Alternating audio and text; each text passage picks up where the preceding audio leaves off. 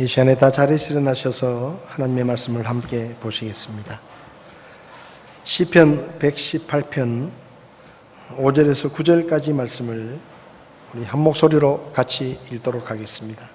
시편 118편 5절에서 9절까지 말씀입니다. 내가 고통 중에 주를 부르니 주께서 내게 응답하시고 나를 넓은 곳에 세우셨도다.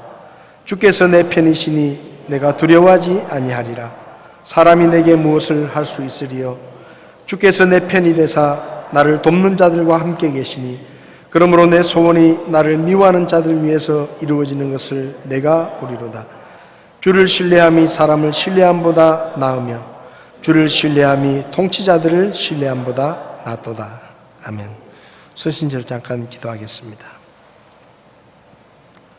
살아계셔서 우리를 보시고 우리를 아시고 우리의 형편을 살피시며 각자의 필요를 따라 도와주시고 채워주셔서 믿음 안에서 살 수 있도록 오늘까지 인도해 주신 하나님의 은혜를 감사합니다. 하나님의 말씀을 통해 날마다 우리에게 말씀하시며 우리가 하나님의 뜻을 깨닫고 주의 말씀에 따라 살아갈 수 있도록 매일마다 성령을 통해 우리에게 말씀하시는 주님을 찬양합니다. 이 시간 살아계신 하나님께서 주의 말씀을 함께 나눌 때 친히 우리에게 말씀하시고 그 말씀이 우리 가운데 복이 되게 하시며 이 말씀에 순종하는 삶으로 주님 안에서 더욱더 풍성한 삶을 살게 저희들을 가르쳐 주시기를 원합니다. 부족한 종을 붙들어 주시고 주님이 써 주시옵소서. 예수님의 이름으로 기도했습니다. 아멘. 자리에 앉으시겠습니다.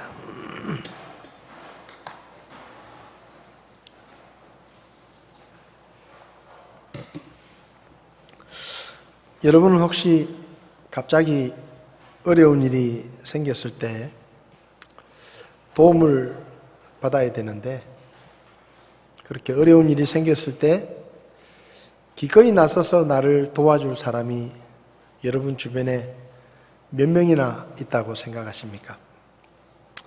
갑자기 몸이 아파서 집안일을 제대로 할 수 없을 때 집안일을 좀 도와달라고 도움을 청할 만한 사람이 몇 명이나 될까?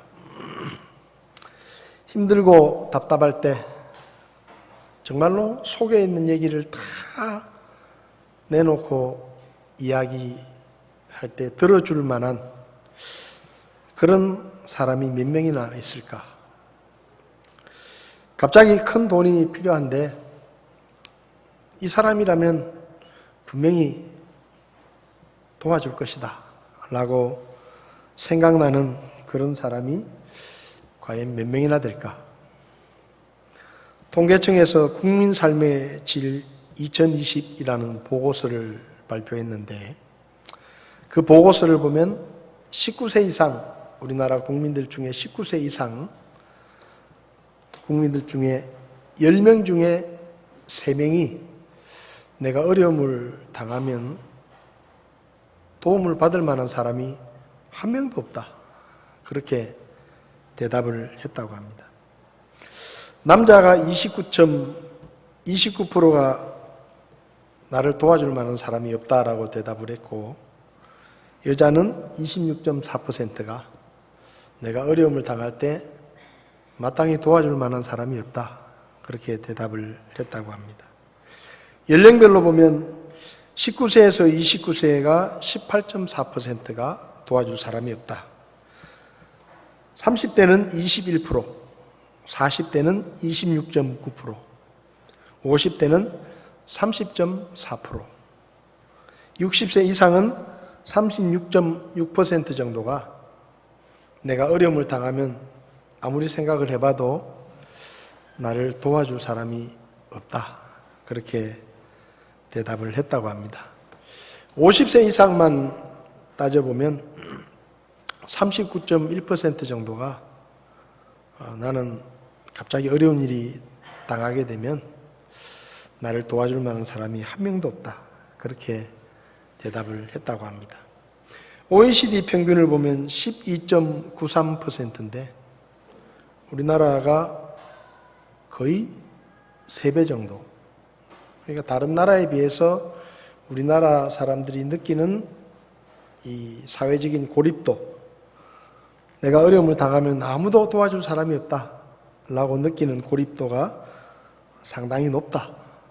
미국은 8.4%가 그렇게 대답을 했고요. 일본은 11.4%, 프랑스는 10%, 영국은 6.25% 정도 되는데 우리나라는 39.1%, 거의 10명 중에 50대 이상 4명이 나한테 갑자기 어려운 일이 생기면 아무도 도와줄 사람이 없다.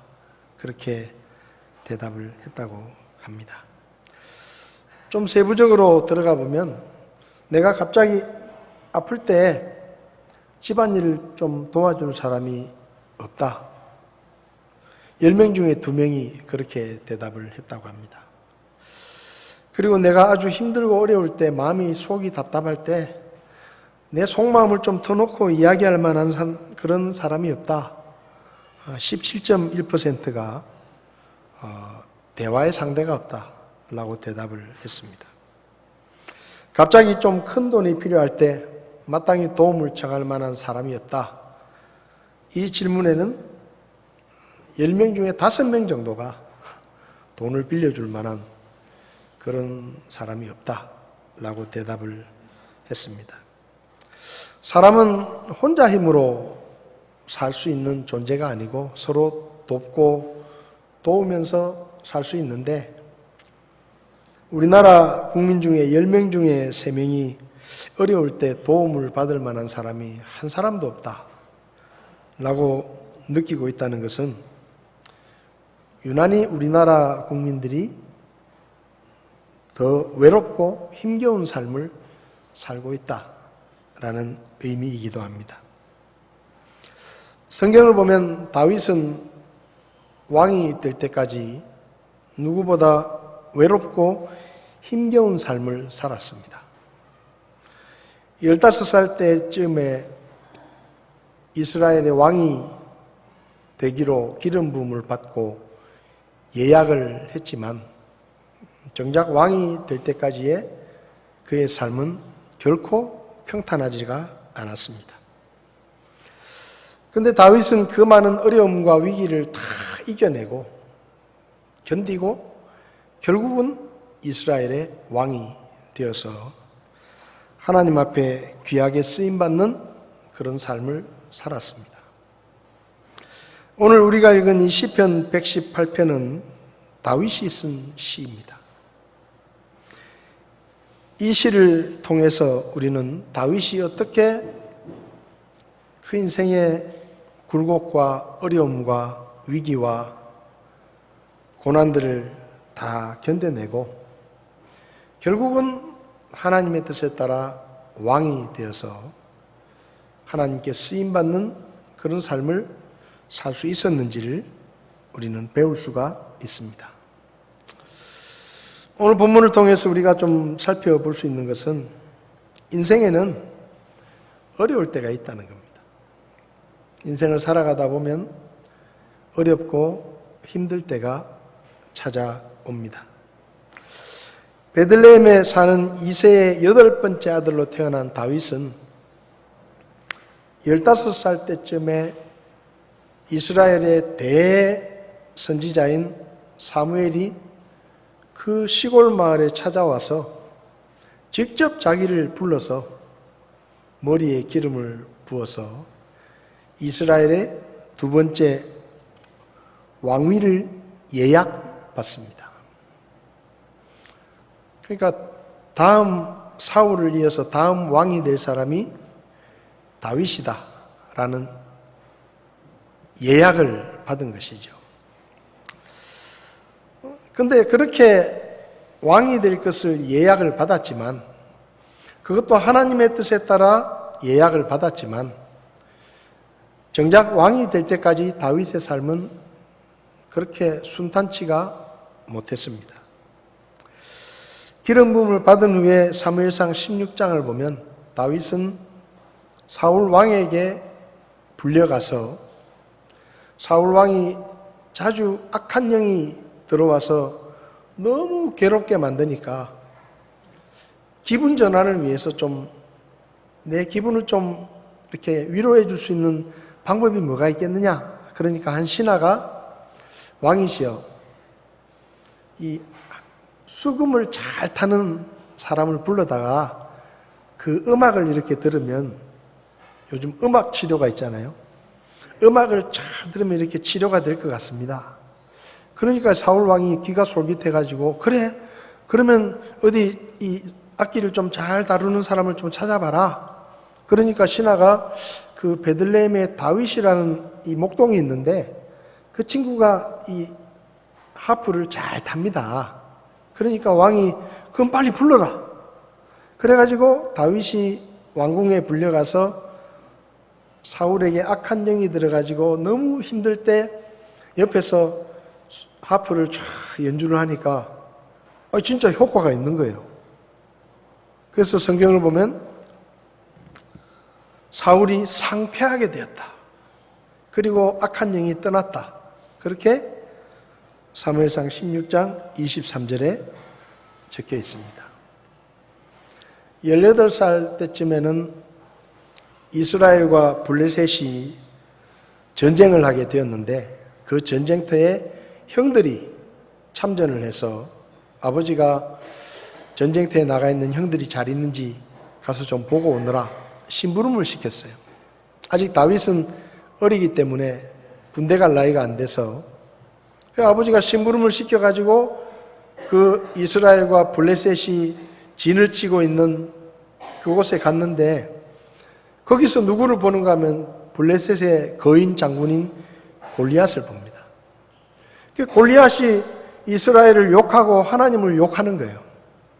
그래서 다윗이 하나님을 욕하는 말을 듣고 화가 나가지고 직접 나가서 골리앗과 싸워서 위대한 승리를 거두고 사울의 눈에 들어서 장군이 됩니다. 그리고 군사들을 이끌고 전쟁을 할 때마다 승리를 했죠. 그래서 사무엘상 18장을 보면 사울이 다윗을 보내는 곳마다 그가 가서 지혜롭게 행동하며 사울이 그를 세워 군사들을 다스리게 하였더니 온 백성의 눈앞에서와 또 사울의 신하들의 눈앞에서 그가 인정을 받았다. 그러니까 다윗은 장군이 돼가지고 이제 전쟁터에 나가서 싸울 때마다 승리를 하니까 왕도 신뢰를 하고 백성들도 좋아했습니다. 그래서 전쟁터에 나갔다가 돌아오는데 백성들이 환호성을 지르면서 맞이하는데 7절을 보면 여인들이 놀며 서로 화답하여 이르되 사울이 죽인 자는 천천히요 다윗은 수만이로다. 그러니까 사람들이 다윗이 전쟁을 승리하고 돌아오는데 길에 나와가지고 사울 왕도 환영을 하고 있는데 거기서 여자들이 무슨 환호를 지르는가 하면 사울이 죽인 자는 수천이고 다윗이 죽인 자는 수만이다. 노래를 부르면서 다윗을 맞이합니다. 그런데 그게 화근이었어요. 사울은 굉장히 시기심이 많은 사람입니다. 그런데 가만히 보니까 다윗이 온 백성들에게 사울이 죽인 자는 수천이고 다윗이 죽인 자는 수만이다 그러니까 자기보다 더 높임을 받는 거예요. 그러니까 이 사울이 시기심이 생겨가지고 저놈을 그냥 두면 안 되겠다. 내 왕위를 노리게 될 것 같다. 그런 마음이 들어서 죽이려고 창을 던지기도 했습니다. 그런데 골리앗과 싸워서 이길 때 그 블레셋 장군을 죽이고 승리를 하면 그 사람을 죽인 사람에게는 왕의 사위가 되게 하겠다. 그런 약속을 했었거든요. 근데 이제 다윗이 좀 나이가 드니까 이제 약속을 지켜야 되는 거예요, 사울이. 그 자기 딸하고 결혼을 시켜야 되는데 이게 불안한 겁니다. 왜냐하면 저놈이 내 왕위를 노리고 있는 것 같은데 내 딸하고 결혼을 시키면 이게 진짜 골치 아픈 거예요. 그래서 이 사울 왕이 머리를 짜내가지고 무슨 얘기를 하는가 하면 다윗에게 내 딸하고 결혼을 하고 싶으면 저 블레셋에 가가지고 블레셋 사람 100명을 죽여가지고 그 양피를 베어오너라. 그 증거로 100명을 죽였다는 증거로 양피를 베어오면 내가 내 딸을 주겠다. 사울의 생각은 블레셋 진영에 들어가가지고 100명을 죽이려면 그러다가 다윗이 죽겠지 이러고 생각한 거예요. 그러니까 다윗을 블레셋 사람들의 손에 죽게 하려고 음모를 꾸며가지고 100명의 남자의 양피를 베어오느라 시켰는데 다윗이 알겠습니다. 그러고 가더니 100명이 아니라 200명의 양피를 베어가지고 온 거예요. 그러니 이거는 뭐 어쩔 수 없는 겁니다. 그래가지고 사울이 미갈이라고 하는 자기 딸을 다윗에게 아내로 주고 결혼을 시킵니다. 사위가 되죠. 왕의 사위가 되었으니 다윗은 대단한 사람을 자기의 편으로 맞은 겁니다. 근데 실상은 그렇지가 않아요.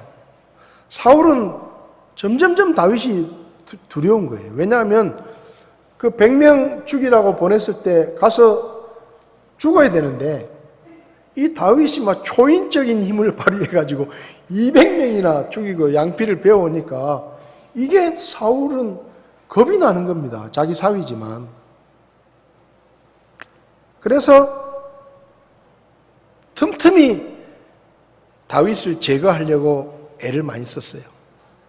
근데 그때마다 하나님이 도와주셔서 다윗이 삽니다. 그래서 가만히 다윗이 생각하니까 이거 장인하고 사위가 이렇게 서로 싸우면서 이렇게 시기를 하고 왕궁 안에서 이렇게 해가지고 나라가 되겠냐. 그래서 다윗이 떠납니다. 왕궁을 떠나서 장인에게 부담을 주지 않으려고 떠나서 광야를 헤매면서 도망자의 삶을 사는데 그러면은 이 사울 왕이 저놈이 이제 떠났으니까 됐구나. 참 고맙다. 이렇게 생각하면 되는데 그것도 아니에요. 군대를 이끌고 다윗이 어디 숨어 있는지 혈안이 돼가지고 자꾸 어디 숨었다는 얘기만 들려오면은 군대를 이끌고 가서 다윗을 죽이려고 쫓아갑니다. 여러 번 그렇게 했습니다. 근데 다윗은 몇 번이나 사울을 자기 손으로 죽일 수 있는 기회가 있었는데 살려줬어요. 그런데도 이 사울은 그 마음을 바꾸지 않고 계속해서 다윗을 죽이려고 합니다. 그러니까 다윗이 이제는 내가 이 유대 땅에 숨어 있으면 안 되겠구나. 이제는 외국으로 가야 되겠구나. 그러고 유대 땅을 떠나서 블레셋으로 갑니다. 블레셋이 어느 나라죠? 다윗이 골리앗을 죽인 적국이잖아요. 근데 다윗이 블레셋에 숨어 들어갔는데 들통이 나가지고 저놈이 바로 우리 장군이었던 이 골리앗을 죽인 우리의 원수다 하고 붙잡혀가지고 왕 앞에 끌려간 거예요. 이 다윗이 죽게 된 겁니다. 그러니까 다윗이 거기서 침을 질질 흘리면서 미친 척을 해요. 그러니까 왕이 저놈이 우리 이 장군 골리앗을 죽이더니 천벌을 받아가지고 저렇게 미친놈이 됐구나. 그래가지고 아이고 저런 놈 우리가 손댈 필요 없다. 그냥 보내줘라. 그래가지고 또 살아납니다. 이렇게 고달픈 삶을 살다가 결국은 다윗이 왕이 됩니다. 이 시편 118편은 다윗이 그 수많은 고난의 세월들을 지나고 그 시간들을 돌아보면서 기록한 성경입니다. 근데 10절부터 보면 다윗이 자기가 지금까지 살아온 인생을 몇 가지 표현으로 표현을 하는데 10절에는 모든 민족들이 나를 애워쌌다. 그러니까 쉽게 말하면 전부 내 적이었다는 거예요. 내 편은 하나도 없고 전부가 다 나를 죽이려고 내 적이었다. 11절에는 그들이 나를 애워싸고 참으로 애워쌌다. 나는 완전히 적들에 의해서 포위되어 있었고 아무도 나를 도와줄 사람이 없었다. 12절에는 그들이 벌떼같이 나를 애워쌌다. 여러분 이 표현을 생각해 보십시오. 벌떼같이 나를 둘러싸고 나를 죽이려고 그렇게 했었다 이 말이에요. 13절에는 네가 나를 세게 밀쳐 넘어뜨리려 하였다. 그러니까 벌떼같이 몰려와가지고 나 하나 죽이겠다고 온 나라들이 벌떼같이 일어나서 나를 죽이려고 했다. 그렇게 그는 말합니다. 얼마나 자기가 살아온 그 인생이 고달프고 힘겨웠으면 이렇게 말을 했겠습니까? 온 민족들이 나를 둘러싸고 나를 포위하고 벌떼같이 나를 둘러서서 나 하나를 죽이겠다고 그런 삶을 내가 살았습니다.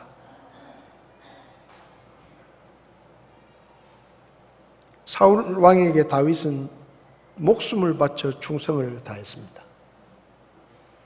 전쟁할 때마다 전쟁터에 나가서 목숨을 걸고 나라를 위해 싸웠고 승리했습니다. 그리고 다윗은 사울 왕의 딸과 결혼한 사위였습니다. 사울의 입장에서 생각해 보면 개인적으로는 그렇게 유능한 사위가 있다는 것은 기뻐할 만한 일입니다. 그렇게 대단한 사위를 얻었잖아요. 그리고 왕으로서도 그렇게 유능하고 충성을 다하는 신하가 있다는 것은 이건 복입니다. 그러니까 그것을 축복으로 여겼으면 다윗을 기뻐했을 텐데 사울 왕은 시기심이 많았기 때문에 그것을 축복으로 바라보지 않고 그 다윗이 점점점 강성해지면서 나를 치고 왕위를 빼앗아갈 라이벌로 생각한 거예요. 그래서 시기하고 죽이려고 했습니다. 다윗은 목숨을 걸고 충성을 다했지만 장인에게 쫓기는 신세가 되고 광야를 떠돌면서 도망자의 삶을 살고 그의 주위에는 그를 도와줄 만한 사람이 아무도 없었습니다. 여러분 생각해 보세요. 왕이 앞장서 가지고 죽이려고 하는데 누가 도와주겠어요? 어떤 신하가 괜히 잘못해 가지고 다윗 편을 들었다가는 자기 목이 날아갈 판인데 누가 왕이 죽이려고 하는 다윗을 도와주겠습니까? 아무도 없는 거예요. 우리의 삶에도 이런 시간들이 있습니다. 우리가 사는 인생은 그렇게 만만치가 않습니다. 살다 보면 혼자 힘으로 감당하기 어려운 고난의 시간들이 찾아옵니다. 생각지 않은 사고를 당할 수도 있고 사업이 갑자기 어려워지거나 직장을 잃어서 경제적인 어려움을 당할 때도 있고 질병 때문에 고통스러운 시간을 보낼 수도 있습니다. 밤잠을 설쳐가며 열심히 공부하고 준비했는데 시험에서 불합격할 수도 있습니다. 이력서를 열심히 내보지만 취직이 안 돼서 낙심이 될 때도 있습니다. 저 사람은 내 편일 것이다. 여러분 생각해 보세요. 다윗이 왕의 사위가 되었을 때 사람들이 얼마나 부러워했겠습니까? 야, 다윗은 이제 막 걱정할 거 없다. 왕이 자기 편이 됐으니 얼마나 좋겠냐. 근데 그게 아니었어요. 사람들은 왕이 다윗의 편이라고 생각했지만 오히려 다윗에게는 장인이 자기를 죽이려고 끝까지 쫓아오는 적이었습니다. 믿었던 사람에게 배신을 당하고 상처를 받을 수도 있고 사랑하는 사람과 이별해서 깊은 슬픔과 아픔에 빠질 수도 있습니다. 지금 우리는 코로나라고 하는 보도 듣도 못한 전염병 때문에 1년이 넘도록 일상의 삶까지 제약을 받고 이제 몸과 마음이 지칠 대로 지쳐있고 피곤하고 사업하시는 분들은 사업이 어려워지고 장사도 안 되고 직장에서도 장사가 안 되니까 사람들을 내보내고 일자리를 잃고 경제적인 어려움까지 겪고 있습니다. 백신이 개발되고 접종률이 높아지면서 곧 일상을 회복할 수 있다는 희망을 가졌지만 변이 바이러스가 생겨서 백신을 다 맞았는데도 감염되는 사람들이 늘어나고 이제는 괜찮을 거라고 생각했던 나라들이 다시 유행에 접어들고 있습니다. 백신을 맞고 부작용 때문에 고통을 호소하는 사람들도 있고 어쨌든 백신과는 별로 상관이 없다 그러는데 죽는 사람도 많이 생기는 거예요. 이유를 알 수 없는. 근데 백신을 맞고 그런 일이 생기니까 백신을 맞는 것도 불안합니다. 일상 회복의 불확실성이 더 높아져서 아이고 이거 언제나 마스크를 벗을라나. 수도권 지역은 이제 8명까지 모이고 6명까지 모일 수 있습니다. 그러니까 식당들이 이제 좀 손님이 오겠구나 하고 준비를 하고 아르바이트생도 뽑고 식자재도 많이 갖다 놨는데 갑자기 하루 전날 취소. 그거 어떻게 해요? 아르바이트생 구해놓고 식자재도 냉장고에 가득가득 넣어놓고 이제는 손님들이 오면 좀 먹고 살만하겠구나 했는데 그게 아니에요. 매일마다 전문가들이 방송에 나와서 뭐 어쩌고 저쩌고 많은 말을 주고받지만 누구 하나 속 시원하게 해결책을 제시하지 못하고 앞으로 어떻게 될지도 아무도 속 시원하게 이야기하지 못합니다. 그래서 답답하죠. 다윗이 그랬을 거예요.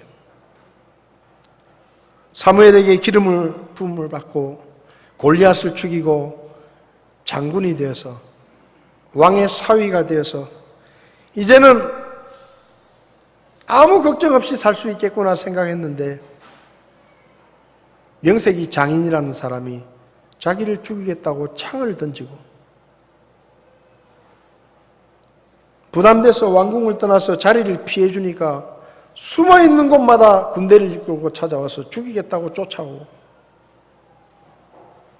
왕이 앞장서서 다윗을 죽이려고 하니까 다윗 주변에는 사람들이 없고 어디서 빌어먹던 사람들만 모여들고 이거 뭐 진짜 말 그대로 고립무원입니다. 아무도 도와줄 사람도 없고 도와줄 엄두도 내지 못하고 그런데 어쨌든 다윗은 그 어려움과 위기를 잘 이겨내고 결국은 왕이 돼요. 그럼 어떻게 다윗이 그 어려움과 그 고통스러운 시간들을 잘 견딜 수 있었느냐? 오늘 본문을 보면 다윗은 이렇게 말합니다. 주께서 내 편이시니. 6절을 보면 주께서 내 편이시니 7절에도 주께서 내 편이 되사. 인생이 어렵고 힘들 때 다윗은 하나님이 내 편이라는 것을 기억했습니다. 내 편이 아무도 없었어요. 이제 왕의 사위가 되어서 이제 왕이 내 편이 되겠구나. 근데 그 왕이 내 편이 아니라 완전히 원수였습니다. 아무도 내 편이 없는데 그때 다윗의 머리를 스쳐 지나가는 생각이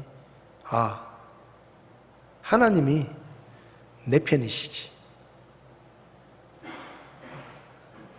5절에서 다윗은 내가 고통 중에 주를 부르니 주께서 내게 응답하셨다. 다윗은 어려울 때 하나님이 내 편이라는 것을 기억했습니다. 사람은 내 편이 한 명도 없지만 하나님이 내 편이시다. 사람은 나를 도와주려고 하지 않지만 하나님이 나를 도와주시려고 하신다. 다윗은 그것을 기억했습니다. 그래서 말합니다. 주께서 내 편이시니 내가 두려워하지 아니하리라. 하나님이 내 편이라는 생각을 하는 순간 다윗의 마음속에 두려움이 사라졌습니다. 사람이 두렵지 않았습니다. 만약에 다윗이 사람이 두려웠다고 하면 사울을 죽였을 것입니다. 살려두면 또다시 나를 죽이러 올 텐데, 지금 내가 죽여도 아무도 나를 비난하지 않을 텐데, 저 사울은 나를 몇 번이나 죽이려고 했는데 주변에 있는 부하들이 지금 하나님이 주신 기회입니다. 저 사울 죽여버립시다. 죽이면 모든 게 끝납니다. 근데 다윗은 사울을 죽이지 않습니다. 왜요?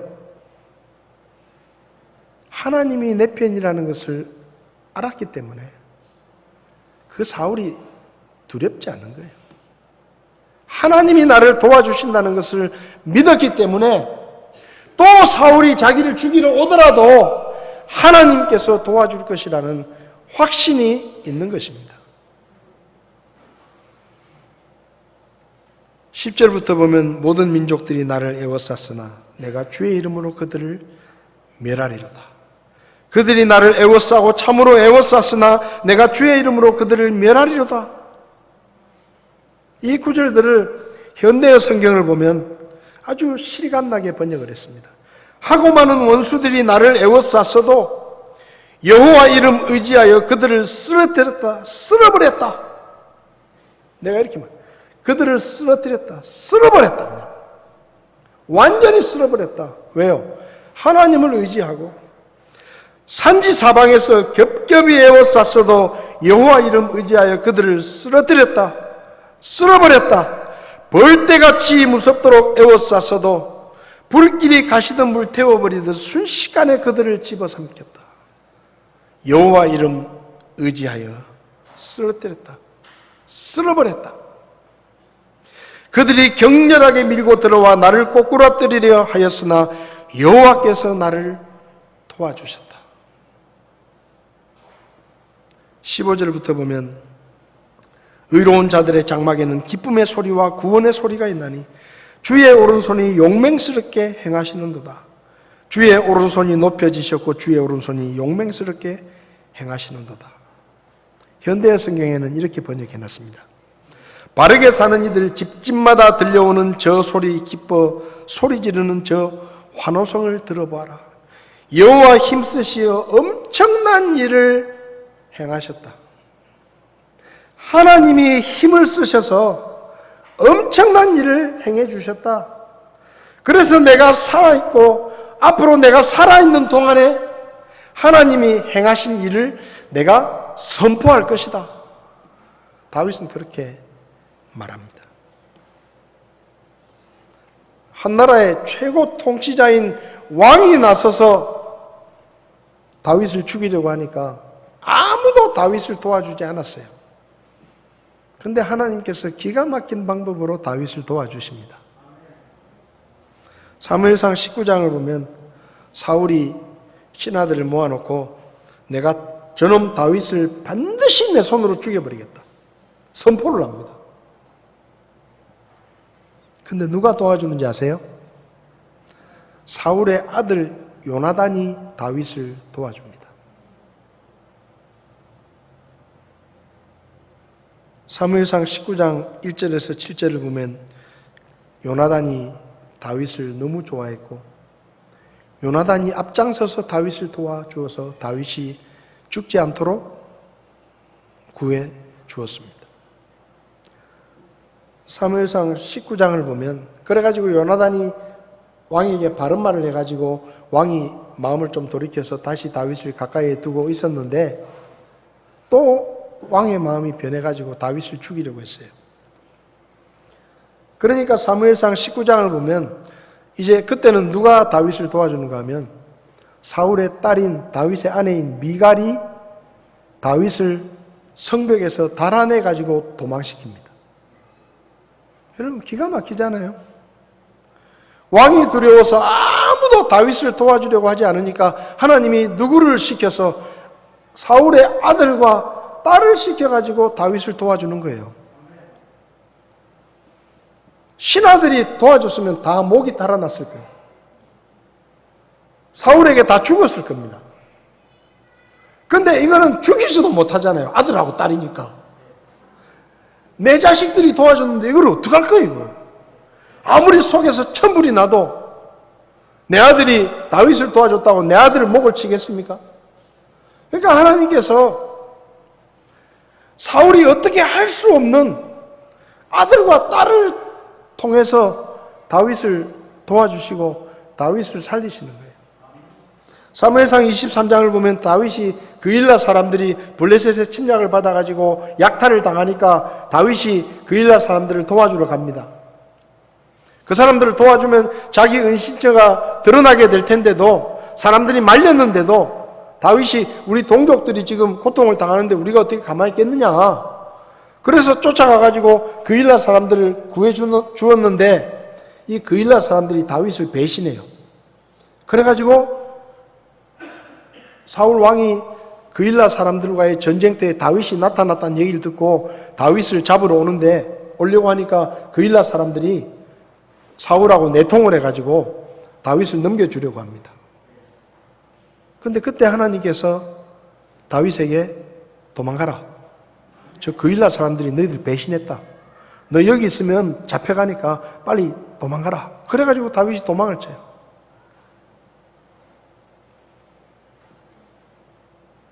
마온 광야에 있을 때는 마온 광야에 숨어있다는 얘기를 듣고 사울이 군사들을 데리고 잡으러 옵니다. 그래가지고 이쪽 동굴에 숨어 있었는데 사울 왕이 들이닥쳐가지고 겨우 반대편 동굴로 도망친 거예요. 그러니까 지금 이게 뭐 곧 잡히는 거예요. 꼼짝없이 잡히게 됐어요. 근데 하나님께서 그때 어떻게 하셨느냐? 블레셋 사람들을 일으켜가지고 이스라엘을 침략하게 해가지고 전령이 온 거예요. 전령이. 왕이시여 지금 다윗을 잡겠다고 이렇게 쫓아다닐 때가 아닙니다. 적이 쳐들어와가지고 지금 나라가 엉망입니다. 그러니까 사울이 바로 눈앞에 다윗이 있는데 군대를 이끌고 다시 그 블레셋을 막으려고 돌아갑니다. 그러니까 바로 눈앞에 다윗이 있는데 하나님이 그렇게 도와주셨어요. 여러분, 그래서 다윗이 뭐라고 말합니까? 하나님이 내 편이다. 덤비면 덤벼봐라. 하나님이 내 편이다. 100만 명보다 1000만 명보다 하나님 한 분이 내 편이신 것이 더 낫습니다. 그렇지 않습니까? 전능하신 창조주 하나님이 내 편이신데 뭐가 부럽겠어요? 그래서 다윗이 말하는 거예요. 하나님이 내 편이시고 하나님이 나를 도와주시니 나는 아무것도 두려워하지 않는다. 사람이 뭐 나를 어떻게 하겠냐? 14절에 주는 나의 힘과 노래시요 또 나의 구원이 되셨도다. 21절에 주께서 내 말을 들으시고 나의 구원이 되셨으니 내가 주를 찬양하리이다. 그 숱한 고난의 시간, 목숨을 잃을 뻔한 위기, 아무도 도와주지 않는 그 고독한 시간들, 그 가운데서 다윗은 하나님이 내 편이라는 것을 깨달았습니다. 하나님이 나를 도와주신다는 것을 깨달았습니다. 우리도 살다 보면 그럴 때가 있잖아요. 앞이 보이지 않는 사망의 골짜기를 지나가는 것 같은 그런 시기가 우리에게도 있습니다. 그래서 사는 게 힘들어서 주변을 둘러보고 전화번호를 꺼내놓고 이리저리 뒤척거리면서 이 일을 누구한테 도움을 청해야 되겠냐. 근데 전화번호부를 처음부터 끝까지 아무리 뒤적거려 봐도 마땅히 도와줄 만한 사람이 보이지 않습니다. 그럴 때 우리는 다윗처럼 해야 됩니다. 내 편이신 하나님을 바라보아야 합니다. 나를 도와주실 분이 하나님이시라는 것을 기억해야 합니다. 5절에 다윗은 내가 고통 중에 주를 부르니 주께서 내게 응답하시고 나를 넓은 곳에 세우셨다. 나를 구해주셨다. 라고 그는 고백합니다. 하나님이 내 편이다.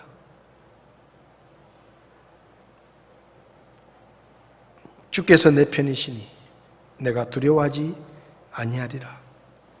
주께서 내 편이 되사 나를 돕는 자들과 함께 계시니.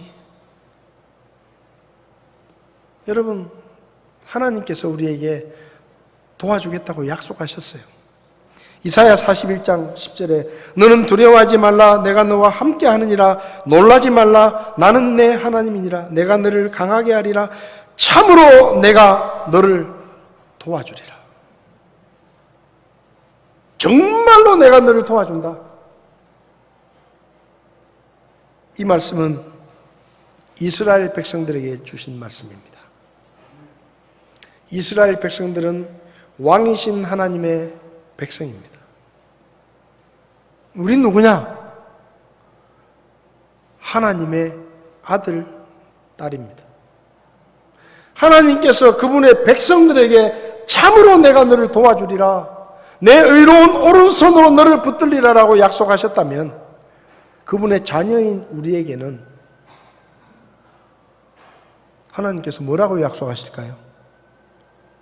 정말로, 진짜로, 참말로 내가 너 도와준다. 걱정하지 마라. 그분의 손에서 아무도 우리를 빼앗아갈 자가 없다고 말씀하셨습니다. 하나님이 내 편이십니다. 천지 만물을 창조하신 전능하신 하나님이 내 편이십니다. 한때 내 편이라고 여겼던 사람들이 등을 돌리고, 내 편이라고 생각했던 사람들이 나를 떠나고 배신하고 버리고, 그래서 아무리 둘러봐도 내 편이 아무도 없을 때, 그때도 하나님은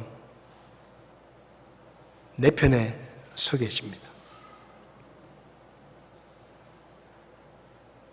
영원히 멸망당할 죄인이었던 우리를 도와주시려고 하늘의 영광과 권세를 다 버리고 이 낮은 땅에 사람의 몸을 입고 오셔서 우리가 맞을 채찍을 대신 맞으시고, 우리가 못 박혀 죽어야 할 십자가에 우리 대신 못 박혀 죽으신 그분께서 하물며 죄인을 위해서도 목숨을 내어주셨는데 그분의 아들, 딸이 된 우리를 도와주시지 않으시겠습니까?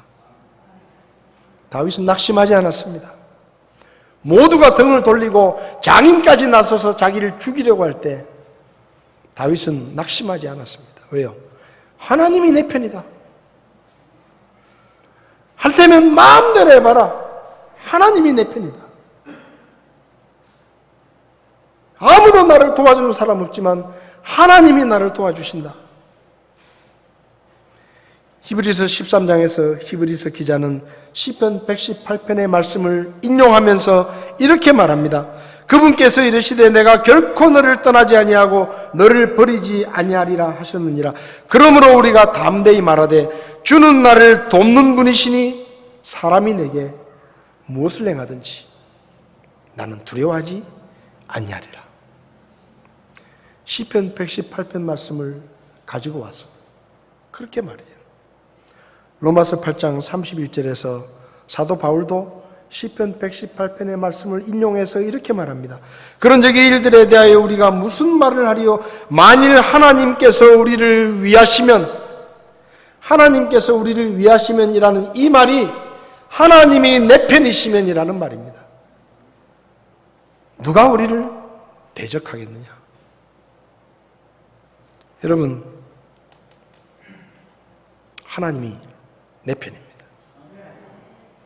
따라해 봅시다. 하나님이 내 편이다. 하나님이 나를 돕는 자시다. 혹시 돈이 필요하십니까? 하나님께 도와달라고 부탁해 보십시오. 왜 웃어요? 안 해보셨어요? 저는 돈 필요할 때 하나님께 부탁해가지고 여러 번 받은 적이 있습니다. 부탁해 보세요. 사람이 필요하십니까? 하나님께 사람을 보내달라고 부탁해 보세요.